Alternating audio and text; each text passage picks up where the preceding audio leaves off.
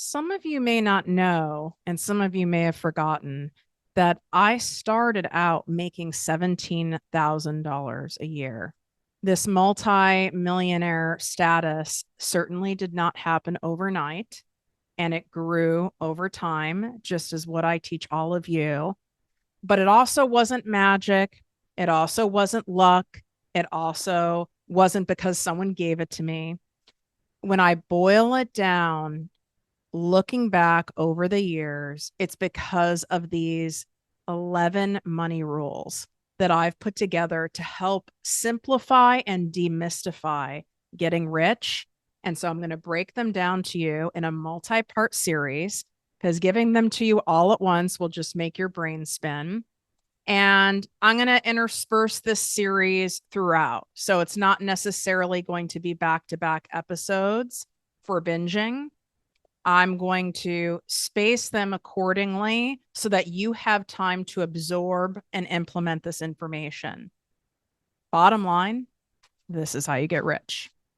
What up, my people, my posse, my fellow crazies? It's your host, Tiffany Carter, and this is the show that is going to help you grow your business, your bank account, that big, beautiful brain of yours, your mindset, your relationships, and everything in between. I am still feeling all sorts of high from that jungle retreat. Wow, is there a lot of integration going on? I was saying to Brenda, my subconscious mindset coach, who was also there as a co facilitator, it's like we did emotional surgery on ourselves. And when we go through periods of healing and we're working through stuff, and whether it's intentional or the universe has it happen to us to get us out of our own way, we often force ourselves to keep going, keep doing. But it's funny because if you were sick or you had a surgery or a loved one of yours was sick or had some kind of a surgery, you would be telling them to rest. You would be feeding them nurturing foods. You would want them to relax. You would tell them things like, healing happens when we sleep more. And this is also required with emotional surgery. So if you've just been through it, if you're going through it, if you're doing deeper healing work, even if it's through my Make More, Work Less Money program, that shit's deep in there. It's no joke. That's why I know there's quite a few of you who've bought it and maybe did one of the modules and it's kind of just sitting around because we have to face certain things about our childhood, certain things about our past, certain things about our loved ones, certain beliefs and programming we picked up along the way in order to address those money wounds so that we can heal them. And you might need to pace yourself. And I say that in there. As long as you're going at it slow and steady, that's more than enough. You don't need to binge it in a weekend, or you can, right? But some of us, right, need a little more time with integration and working through stuff, and that's okay. But it's going to take you longer to transform. It's going to take you longer to heal if you don't allow yourself to rest. So I reminded myself of this by doing a mantra that I keep saying and repeating when my ego's wanting me to go work out. Well, you didn't work out with jungle. You need to go work out. You don't want to get fat. All the bullshit it tells you. Oh, you have a bunch of emails to go through and things to do from being away. And I repeat to myself, the more I rest, the more I heal, the better I feel and the better results. And I just keep saying that. It's because we're not seeing a wound. We're not visiting a doctor. We don't have a stuffed up nose necessarily. And so we should just be able to push through. But how about you trust your body? And the more you fight against it, what happens with a surgery or an illness? The longer it takes to heal. So I felt some of you needed to hear that today because you've been pushing up against it and you're just prolonging feeling better. And you don't mean to. It's just your ego's in the driver's seat and that bitch needs to be tied up and put into the trunk. Okay. So these 11 money rules that I've developed will eventually be put in some kind of a book form or a course form someday. But I didn't want to continue holding these back from you. And I know some of you are more visual learners, so I highly recommend you watching this series over on YouTube, Project Me TV. You can comment along while I'm talking so that you have that two-way kind of conversation, and I read and reply to as many as possible. If you need to be going on a walk while listening, that's fine. There's no rules when it comes to absorbing this information. It's whatever feels best to you. But when I boil it down with over the 150,000 people that have coached worldwide, going through all the different iterations and level of abundance that I've gone through and I continue to go through, my observations of other successful people who are close to me, what I've learned from working with some incredible world renowned coaches and mentors, that is all what is bundled up into these 11 rules. So let's get to it. And it'd be kind of fun, even if you have a notebook for these or a section of a notebook. I love me an office supply. Before I get into the first few rules that we're going to cover, and I'm making this a series because these are far too important for me to dump all these on you. You know what I mean? In one episode. I don't want it to be lost in too much information. I really want you to sink into these and wrap your head around these because none of these are basic. I know a lot of the shit that you've been taught about money is either kind of obvious, it's regurgitated stuff, and that doesn't mean a lot of it, all of it isn't valid. What's unique about my style of coaching and educating is I come at it from a different angle. I come at it from an angle that likely your brain has never experienced before. So it can take a hot minute for it to really integrate. You might need to listen to this episode a couple times and this series a couple times. So for my 600th episode celebration, I am doing a special giveaway of my content creation made easy course bundle. You get it absolutely for free. It's normally $477. All you need to do is leave a Apple Podcast written review of the show, put your name or Instagram or TikTok handle in the review so we know it's you. Take a screenshot and email it to us at support@Project Me with Tiffany. And that information is also in the show notes. You can swipe up or here in the description on YouTube. And since I know there's quite a few of you that don't listen on Apple, you listen on Spotify or another platform like Audible or my iHeartRadio listeners, you can do a 5-star review on there. You can't do a written review on other platforms. Right now, only Apple Podcast does written reviews. So you can do the 5-star, and then I need you to do a social media post on any platform you want, sharing the show, sharing a screenshot of the show, and tagging me at Project Me with Tiffany. And then all you have to do is email in that screenshot of the post that you did, and you will also get instant access to my content creation made easy course bundle. That includes my video training, my exact content planner. It also includes my profitable caption template. Think like Mad Libs, but for captions. If any of you guys remember Mad Libs, I hope they still exist. Those are really fun. I noticed they are kind of bringing back some of these like retro games, and the fact that they're referring to toys from my childhood as retro or vintage has me very concerned. There's a really cute antique shop here in Hermosa Beach. It's like so unexpected, right? It's like, and it's adorable. It's like shape of a barn. And a lot of people are really into toy collecting.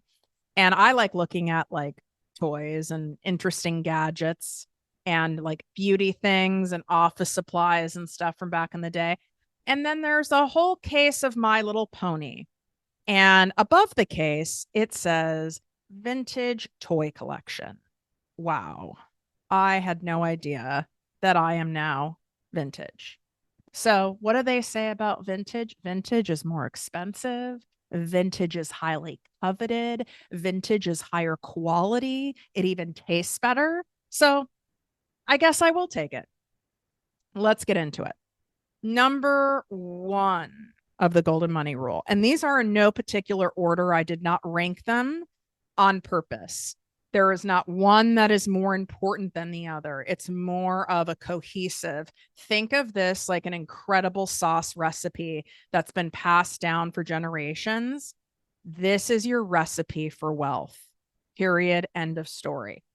And I have had these 11 rules for several years. And I've always asked myself, I think why I've not put these out before is I'm like, is it 11? Do I need to add more? And it's like, how funny is it that it's the number 11? Those of you who are into angel numbers, 1111, it's like, it's really meant to be at 11. And I'm trusting that. So here we go. The first one, you're either absorbing abundance or absorbing scarcity at any given time of the day. And if left unchecked, the likelihood of you absorbing scarcity is very high because of how we're just naturally wired as human beings.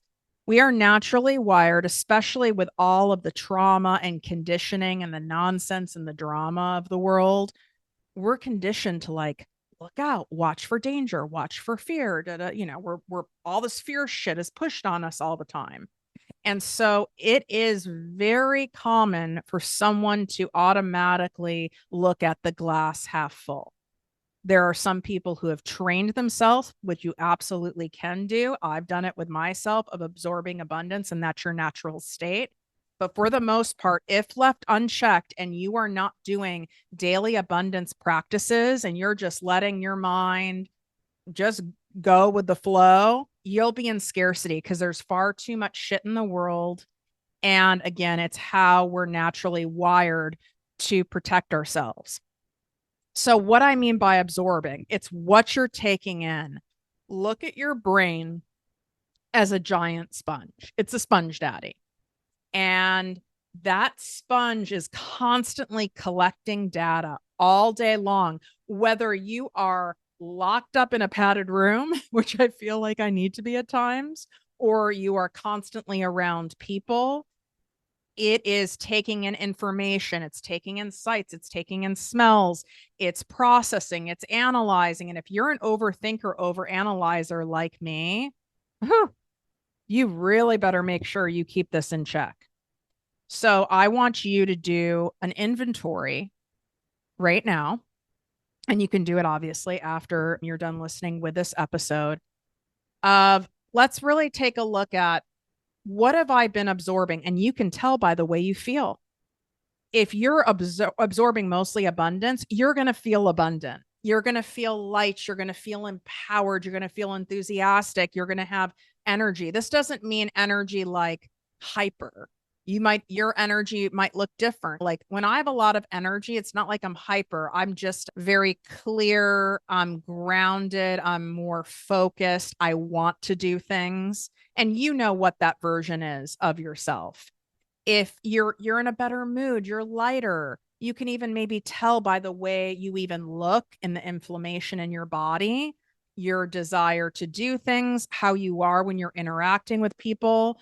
I know that I'm in scarcity. I've been absorbing too much scarcity. When I get to cunty with a K status, we're off the rails here.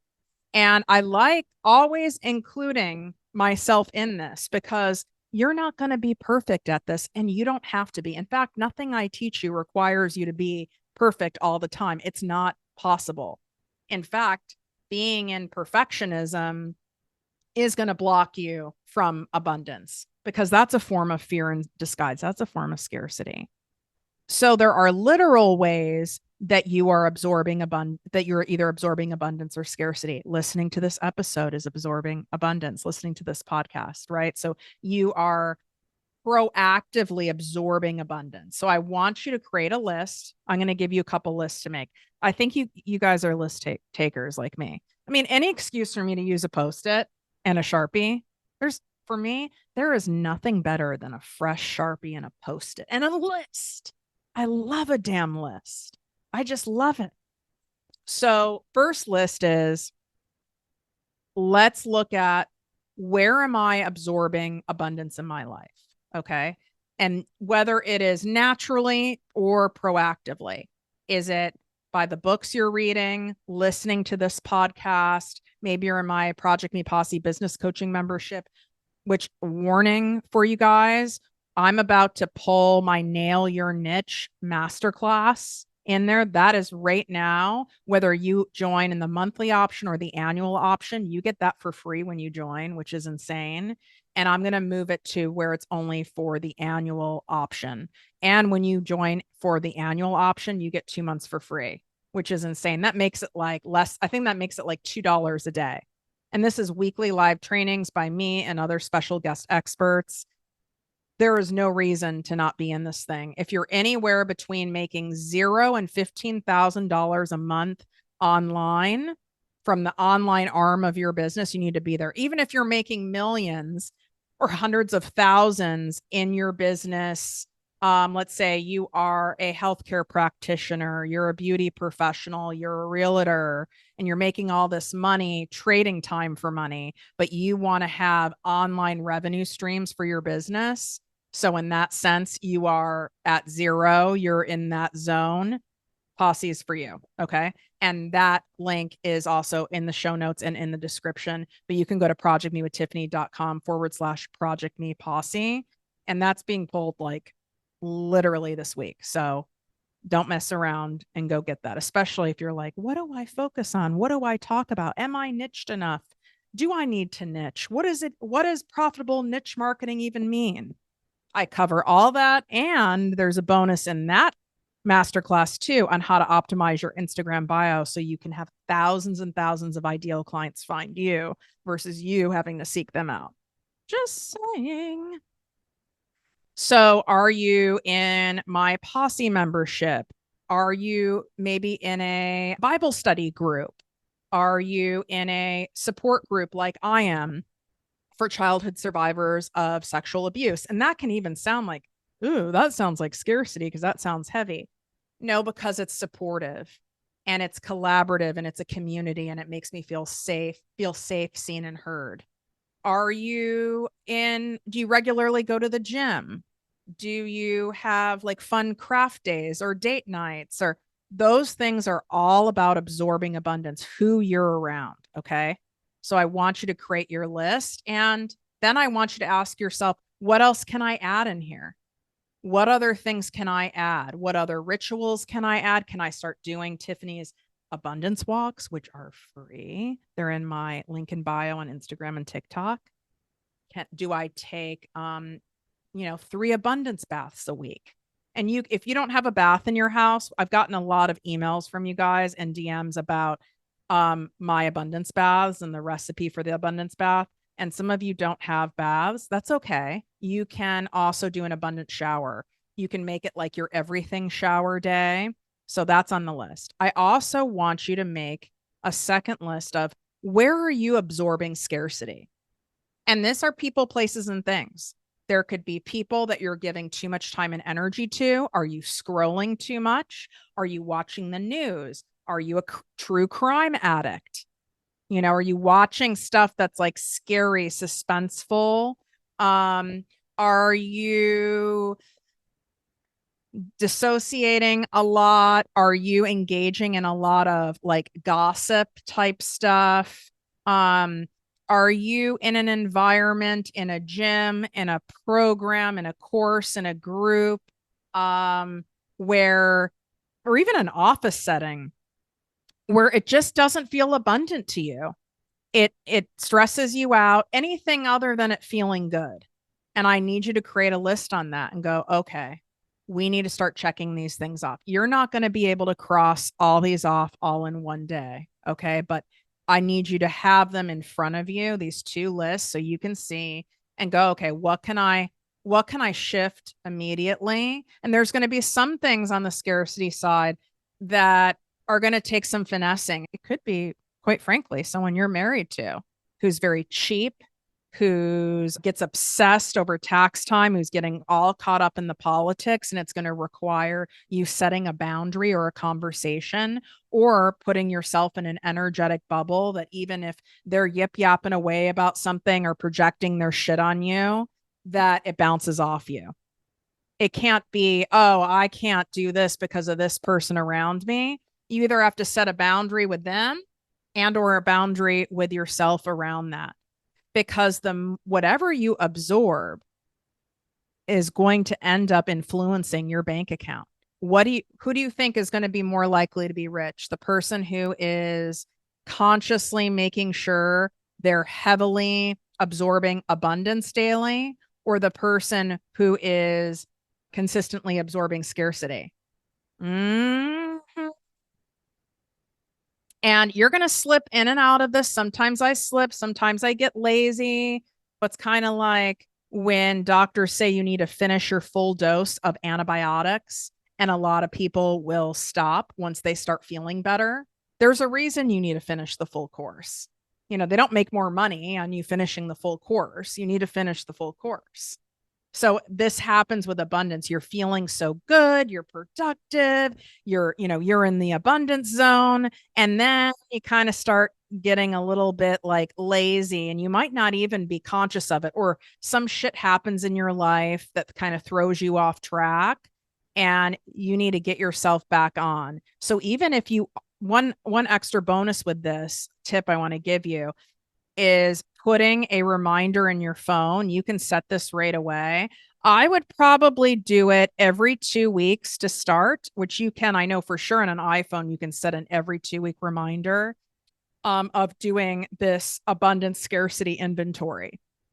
Because at least that alarm will come up and it'll snap you out of it if you've fallen off track. Okay. Golden rule number 2. And I feel like because I'm wearing my sweatshirt, and by the way, we will have merch coming. So I'd love to hear your requests, whether you're replying to one of my emails or you private message me on Instagram or TikTok. What merch would you love to have for me? Because I'm sourcing it, I'm testing out quality and different things. This sweatshirt is so comfy. I love an oversized hoodie. It's like, I think it's like the introvert clothing item of choice, but it also has on it 0 fucks given. Are you giving your fucks to scarcity? Or are you giving your fucks to abundance? I know where I would want to give my fucks. Golden rule number 2. Be the person who keeps going when everyone else gives up. You know where a market's not saturated?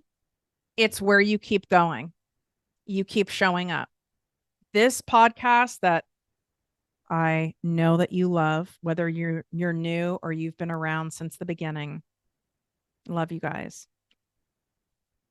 This was not an overnight smash hit, okay? It was not. I started with 0 social media following. My other business, which is a digital marketing agency specializing in the health and health supplement and pharmaceutical sector, is built business to business. Like I had a LinkedIn, but it was built through me going to conferences, through building relationships, the very hard way. Okay. It was not built using social media. So I was not a social media girly. Thank God. Because I can only imagine what shit I would have had posted back then.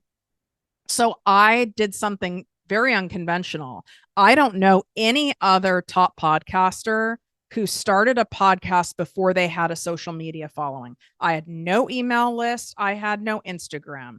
I had a personal Facebook, but I didn't want to post the podcast on there because I was like, oh, I didn't want people to be listening from high school and shit. I didn't post it on LinkedIn. There was no YouTube. I had no hookups in the industry. No one was shouting me out. There were no advertisements. So in part, that is also why it was a grower, not a shower. But I kept showing up because one thing for sure I can tell you, and that's why it's rule number 2, is most people will give up when they're not getting enough of that external validation quickly. They can't handle the dirty diaper period. They can't handle the unknown period. They can't handle not getting it. That's why people go after the get rich quick, the get skinny quick, get love quick. All those scams, there's a reason those have been around since the beginning of time, is because they want it fast. They can't show up and keep showing up and in it for the long game. Playing the short game is short money. Playing the long game is how you get rich. And long doesn't have to mean decades. So this show started mid 2018. We're at the top of the second quarter of 2024. I am now a top podcaster worldwide. This show was already monetizing $10,000 a month at about 5 months in, I would say. And obviously has only grown. I didn't have to be on the top of the charts to be bringing in millions with this show and helping millions of people. Okay. But this show didn't really pop off. I'm talking in like a big viral way until about a year, maybe let's just say like a year ago, over a year ago. Okay. So would you be willing to keep showing up? That doesn't mean you're not having results along the way. It's just not like, insane viral, right? But would you be willing to keep showing up? Let's just even say for 2 years, knowing that at the 2 year mark, you're making, let's say, $1 million a year. Would you be willing to do that? Using a podcast as an example, 2 episodes a week, creating, content on socials, continuing to learn, doing it messy, even if you're not getting a bunch of reviews, you're not getting all these people showing up on your lives, you're not getting people shouting you out, and you're continuing to show up. Would you be willing to do it? And if the answer is yes, you'll be rich. If the answer is it's so hard, and I mean, it's wild to me what lengths people will go through for money when they know the money's there. But people will stop short when they don't see that like clear evidence in front of them. And I would like to think I'm evidence for you guys. There's lots of other people in a lot of different categories: bloggers, authors, actors, singers, course creators, healers, you name it. There's tons of evidence everywhere of what happens when you keep showing up. But people will quit during that uncomfortable period when it seems like nothing is working. But everything is working when you're in that period. So my rule for number 2 is you've got to set it up so that you'll keep going when the shit is hard, when it doesn't feel like it's working, when you're getting rejections, when the money isn't coming in, when you're watching other people who maybe started around when you did, or someone else in your industry, and everyone seems to be having all this success and you're not. You need to set it up so you have the support to keep going at no matter what the cost, and find a way to pay for it, because the payoff is there. You know that saying, it's lonely at the top? You know why it's lonely at the top? Because not many people are willing to do what it takes to get here. And I don't mean do what it takes like sacrifice your family and your well-being and working 100 hours a week. That's not what I mean. It's really that people aren't willing to palate the discomfort of the unknown and the uncertainty to get there day after day after day and keep showing up without having that exact trade. That's why so many people get stuck in the corporate world. They want the trade. I show up at 8 a.m. and I leave at 5 every day, and I do what's in my job description, even if I'm just doing it barely. And I'm going to get X amount an hour or X amount a month minus, taxes and insurance and things like that. And then those are the same people that will say to me, but I don't want to trade my time for money anymore, Tiffany. I'm tired, and I get what you're saying. There's a ceiling on time for money. I only have so much energy and only so much time. So I get it. I get what all of you money experts say, like, you can't get rich that way. unless you're someone who ends up being like the CEO of Pfizer, or something like that with some crazy stock and golden parachute package. You are trading time for money and stuck in that loop because it feels like a guarantee to you. I know if I take this, this, and this action, even though I'm not happy here, even if it's not that fulfilling, even if it's okay. I mean, I don't hate my job. I kind of like my job. It's not that bad, but I want to bring in more. And then you're getting these 3% raises, or you have to constantly leave companies and start over again in order to get any pay bump. You're doing that because that feels certain to you.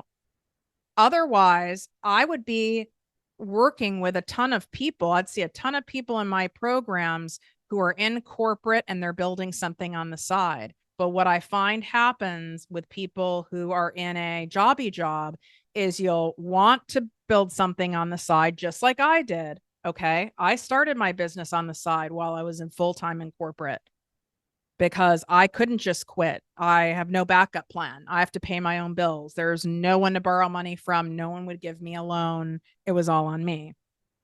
And so there is a not, it kind of feels nice. They trick you into it where it feels so certain, but it's not certain. You can get laid off at any fucking time.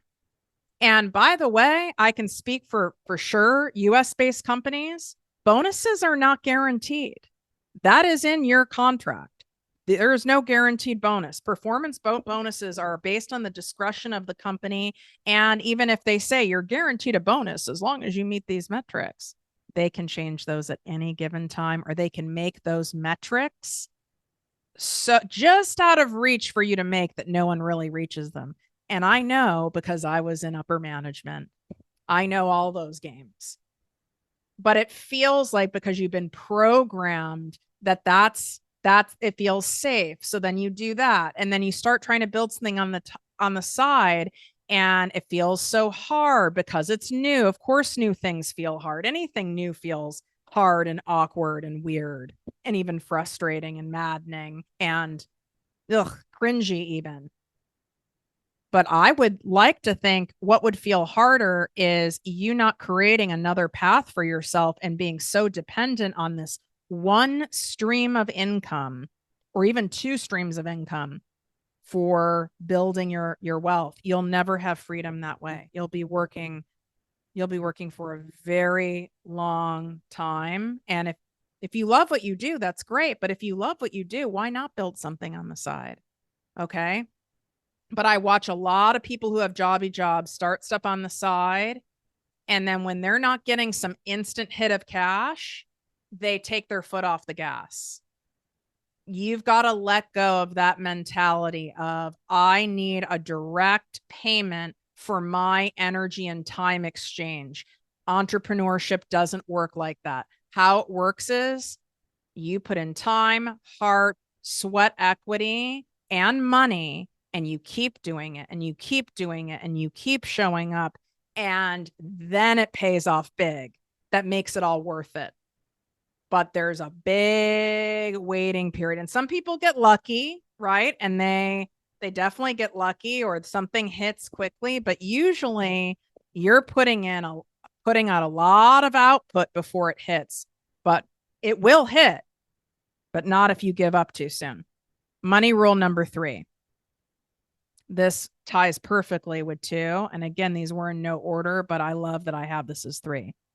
You have to self-validate versus relying on external validation. What a great lesson to teach kids. And it's one of my favorite things to talk to teenagers about. I think it's a little heady to talk to middle schoolers about, but I really love talking to teenagers about this.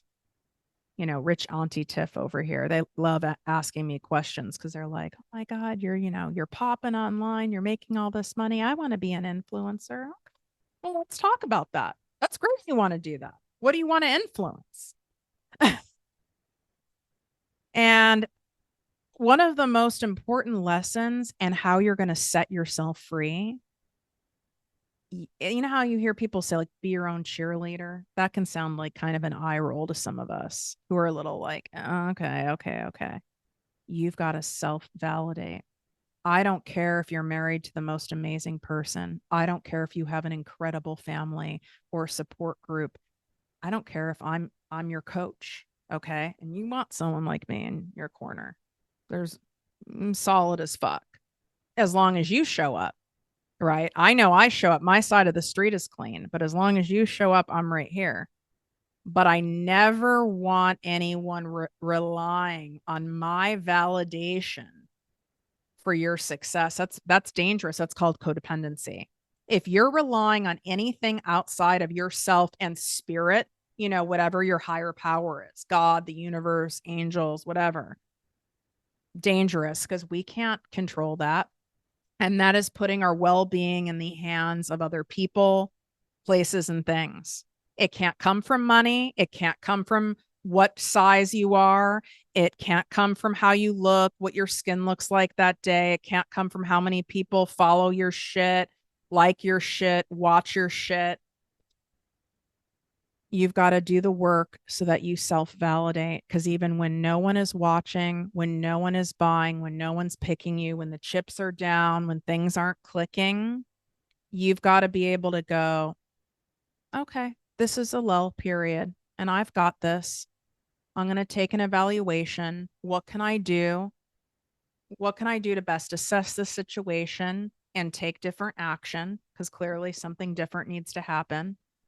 But this isn't a reflection on who I am as a person. This isn't a reflection on my intellectual property. This isn't a reflection on my heart. This isn't a reflection on my talent, on my skill, on my worthiness for having this level of wealth. If you don't learn how to do that for yourself, you will always be chasing something external. And sadly, I was raised by a woman who's still alive where it is all external. It makes me cry when I think about it. It's really sad. I've coached a lot of people where it's about the accolades, the covers, the views, the followers, how they look, their age, money in the bank, if they have a boyfriend, if they have a girlfriend, if they're married, da, da, da, da, da. I mean, I can go on and on. And you'll chase that for your entire life. Or you'll have something profound happen where it will all be ripped away so that you can be humbled, so that you can learn to self validate. You know how I also know this? Because I used to be this person, because I had no self worth. And when you have no self worth or low self worth, which, we all know comes from childhood stuff and significant relationships and traumas, you don't know how to do this. No one taught me how to do this.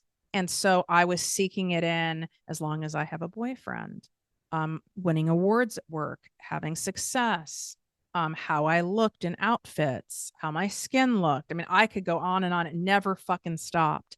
It was exhausting and it pushes away abundance and it's so surface, but I didn't know any different. I had to basically lose everything, like almost everything, for me to be so humbled, for me to actually build a real foundation within, because I didn't know. And when you self-validate, no one can take it away from you. And that doesn't mean I don't get rattled. Okay. I've gotten some haters. That shit doesn't feel good. People are nasty. They're terrible. You know what I find interesting? Out of all the haters and the bullshit I've gotten and people I've found out that talk shit behind my back and stuff like that, you want to know predominantly who they are? Other fucking women. I think that's fucking terrible. Now, I also know it's not about me.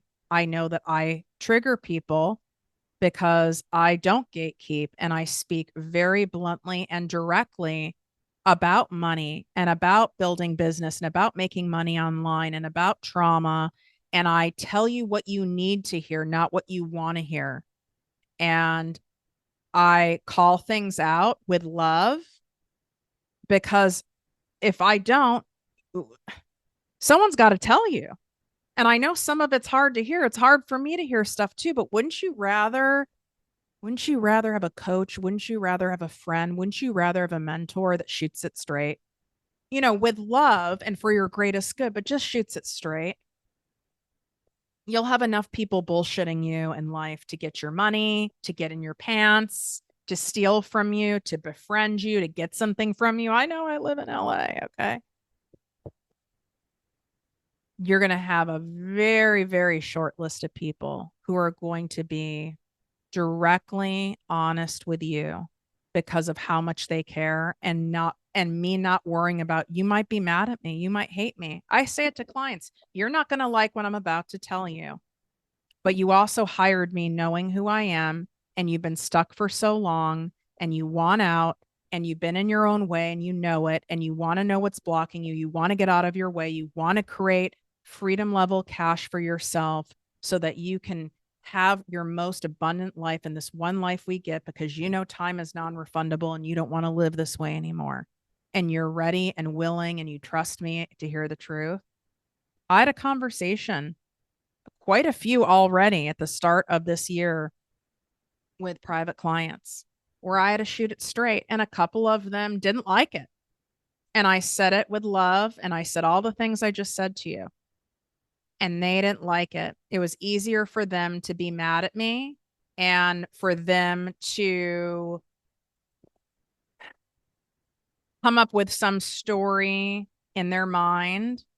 But there's two people I'm thinking of, and both of them came back humbly, not right away, but they came back humbly and said, I didn't want you to be right. And I didn't want to hear you because that meant that I was going to have to take action in order to get what I want. And I didn't want to take the scary action. And you were right. And thank you for being the only person in my life who's told me the truth. And sometimes people don't come back around. Sometimes they don't. But the people who really love you, they'll tell you what's up. And it all comes down to self-validation. Stop fucking scrolling and comparing. I don't want you following people. If you're watching people that make you feel shittier about yourself, then mute them. Stop spending time with people that drag you down. We don't need any help getting down in the spiral, okay? This doesn't mean you have to have some dramatic conversation and blow up relationships or friendships or family dynamics. You're just not available. Just start leaning out of that stuff and lean into yourself. Anoint yourself, deem yourself worthy. There is no one else who can do it. I'll tell you, I have people who will ask me, do you feel I have what it takes? Maybe they've applied to be a private client of mine and we're on an application call. And I'll say, listen, I would not say you're a good fit for my 2-month program if I didn't feel you had what it takes. I wouldn't sit here and be mean. I would probably direct you somewhere else, but I only take 4 private clients at a time. I don't need to take private clients at all, but I love it. But I don't need that. That's like short money to me. I don't need the money. And that's also not abundant and of integrity. And I'm not taking away from the fact that it doesn't feel good and it isn't important to have people around you who remind you of who you are, but you can't be solely reliant on it. And if you want more people who support you and who believe in you and who are there, it's going to be a direct reflection on how much that you do it for yourself. Right now, I do have 2 private coaching spots available. This is rare. I do not put out the link publicly anymore to apply to work with me because then I end up getting hundreds and hundreds of applications. I need to see you have skin in the game. You can DM me on Instagram and tell me what it is that you want to do and that you're there for it. But this is the most exclusive way to work with me. My ass is not cheap, nor should I be. So I'm not going to get on a call with someone just so you can fuck around and make yourself feel like you've done something or that you got to have a call with Tiffany. That's not what this is for. That's disrespecting my time and other people's time. This is for the business owner, whether you're starting from scratch or you're someone who's already established where you're done fucking around and you're like, I'm going to treat this like a business and we're going for it.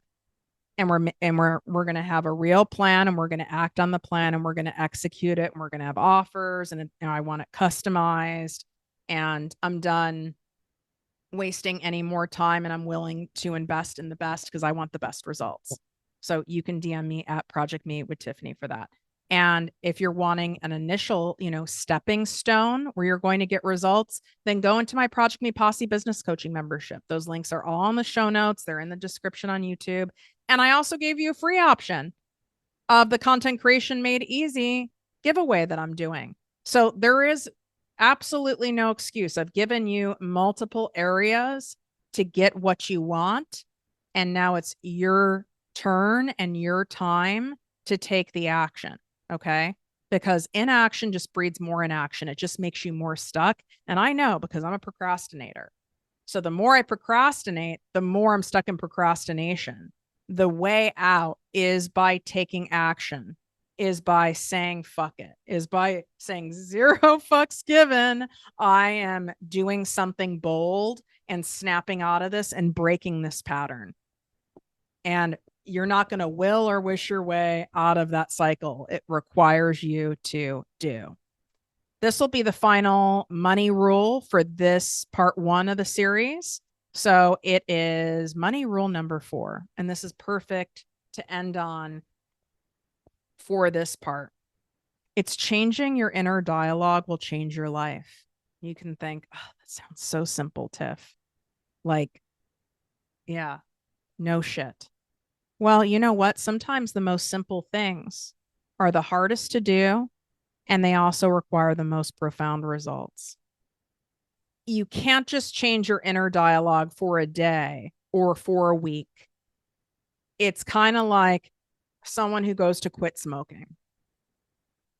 You can't, you're either quitting smoking. I mean, yes, you can start cutting down until eventually you quit, but there's no quit. I quit smoking, but I'm going to still sometimes smoke. And then you end up having the results that you want, right? That sounds ludicrous. That doesn't make sense. Would you tell a kid, you can sometimes turn in your homework and you're going to get A's? No. Why would that be any different for your inner dialogue? I'm sometimes going to manage my inner dialogue, and I'm sometimes not. Now, you don't have to be perfect at it, but this inner dialogue that you've had going, and I've shared this stat before, 85% of our thoughts are repetitive, and they're really repetitive of like 5 main thoughts. And most of them are fucking negative unless you've done this work. It's, I'm so overwhelmed. I'm exhausted. I'm stuck. I'm never going to get out of debt. I don't even know how to start. I don't know if I can do this. I'm overwhelmed over and over and over and over and over again. I'm never going to get ahead. So I would love for you to write down what are your predominant thoughts. And you might need to do this over a week to really get a clear idea of what are the main repetitive thoughts you're having, and write down what are these thoughts. And they're not going to be cute when you write them down. Kind of like when someone wants me to do like a food diary. Not cute, which is why I don't want to do it. But you need to write this down. You need to see what is going on in that wild brain of yours. And they could be like different words, but bottom line, it's I'm overwhelmed, right? I'm stuck. It might show up as I can't seem to get anything done. But the overall theme is I'm stuck. So what are the theme of these thoughts? And ask yourself, is the theme of this thought abundant? Is this going to set me up to be in the energy to attract more abundance or more scarcity? And if we're using that I'm stuck, I can't seem to get anything done, I'm overwhelmed, blah, blah, blah, blah. We know, no, it's not. So, what would be a thought that's still self honoring how you feel? Feelings aren't necessarily facts, feelings are fleeting. What is a thought that you can, that is an abundant version of that? right? Like some of you will say things to me like, I can't seem to get out of trading time for money. I don't, people aren't watching my stuff. I'm not growing on social media. I'm not able to any group courses or people aren't buying my stuff. People, not enough people are buying my shit on my store. I'm not getting that many listings. I'm only getting broke clients. I'm only getting people with excuses over and over and over again. I'm tired. I don't have it in me. I don't really want to do anything. I could keep going. These are all easy to spew out. I would love to know, are any of your repetitive inner dialogue thoughts, are any of them abundant? And the honesty is, I would feel very safe to say that over 90% of you, the answer is no. And it's not to shame you. I fucking know. I've been there. And this is where stress comes from. And then that puts us into a stress state and high cortisol. And then our behaviors come out of that. And then it just is a whole scarcity spiral going on. So let's flip this and be a good steward of your inner dialogue and change it. So, for example, I used to say, oh, this was my like go to. I swear to God, it's a jobby job corporate thing. Let's have a contest for who is more busy or exhausted. I'm so busy. I'm so exhausted. I said it all the fucking time. And then someone else would go, oh, I know I worked this much last week, or I had to do this, this, and this, and I got sick. And it would be like the battle of the busy, exhausted people. And it'd be so fucking dramatic and how we bonded. It was so weird, so sick and toxic.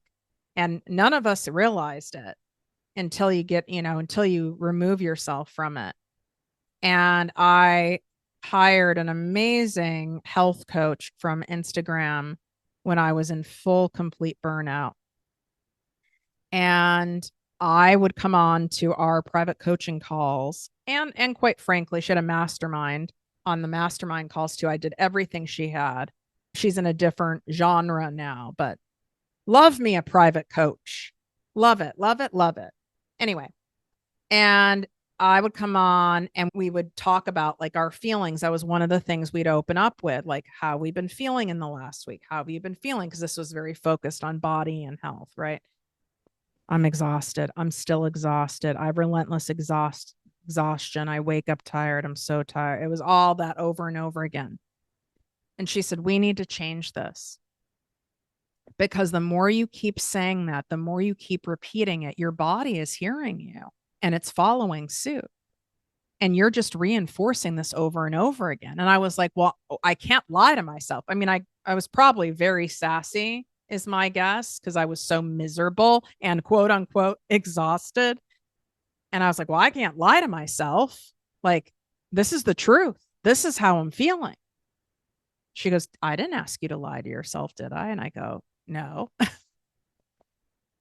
And she's like, let's talk about the abundant thing that's going on here. Would you agree that you are doing everything in your power to feel better and heal yourself? And I said, absolutely. She goes, would you agree you're willing to do anything to get your health back, to restore your health and your energy? And I said, absolutely. Like I would have given all my money away. In fact, I gave a lot of it away in order to restore myself to health, because it doesn't matter how much money you have. If you don't have your health, you don't have nothing. And she said, well, let's say that. How about you say for yourself, I'm restoring myself back to perfect health. I'm focused on restoring my health. Anytime you say I'm exhausted, you have to replace it with, I am restoring myself back to perfect health. I'm restoring myself to vibrant energy. I am doing what it takes to restore my energy to vibrancy, any version of that. And that was true. And so I wasn't lying to myself.